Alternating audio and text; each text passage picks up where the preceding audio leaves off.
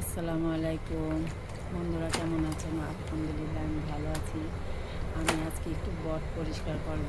কিভাবে পরিষ্কার করব সেটাই দেখাবো। দেখুন, এখানে ছিদ্র ছিদ্র আলাটাও নিয়েছি, আর কিছুটা পাতলাটাও নিয়েছি। একটু পানিতে দিলেই হয়ে যাবে। আবার এখানে একটু মোটা মোটাও আছে, এগুলোও কিন্তু নিতে কষ্ট হয়। তাই আমি গরম পানিতে খুব সহজে নিয়ে নেব। তাই এখানে গরম পানিটা করে নিয়েছি। এখন আমি এক টুকরো এখানে দিয়ে দিব। এটা বেশিক্ষণ লাগবে না, 10 সেকেন্ড বা 12 সেকেন্ড একটু ভিজিয়ে নিতে হবে। বেশিক্ষণ ভিজালে কিন্তু জিনিসটা শক্ত হয়ে যায়, তখন কিন্তু উঠে না। তাই আমি 10 থেকে 12 সেকেন্ডের মতো ভিজিয়ে নেব। এটা কিন্তু হাত দিয়ে উঠানো যায়, যেহেতু এটা পাতলার মধ্যে আবরণটা।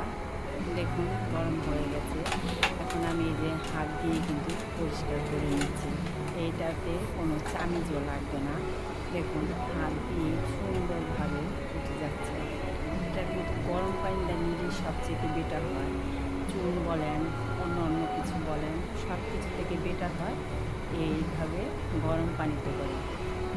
এভাবে গরম পানি দিয়ে পরিষ্কার করে নিলাম। দেখুন কতটা পরিষ্কার হয়েছে, বেশিক্ষণ সময়ও লাগে না।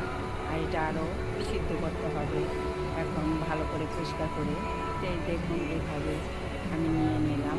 আমি আরও একটু করিয়ে দেখালাম।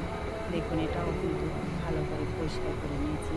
এখন দেখাবো মোটা আবরণটা, যেটা ওটা কিন্তু নিতে কষ্ট হয়। এটাও কিন্তু অল্প গরম পানিতে দিতে হবে।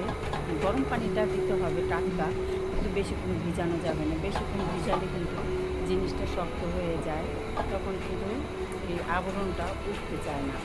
কিন্তু অল্প ইয়ের আবরণটা উঠে যায়।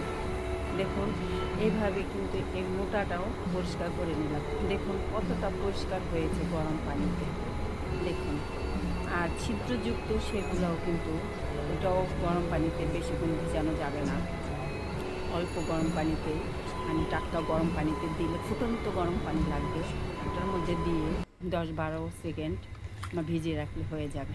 দেখুন, আমি কিন্তু গরম পানিতেই পরিষ্কার করে নিয়েছি। কত সুন্দর দেখাচ্ছে। আর যখন এটা কাটবো তখন সাইড এগুলো সব পরিষ্কার করে নিব।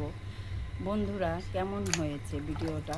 যদি ভালো লাগে একটা লাইক, শেয়ার, কমেন্ট করবেন। কমেন্ট করে জানাবেন এবং ভিডিওটি সম্পূর্ণভাবে দেখে আমার চ্যানেলটি সাবস্ক্রাইব করে দেবেন। আল্লাহ হাফেজ।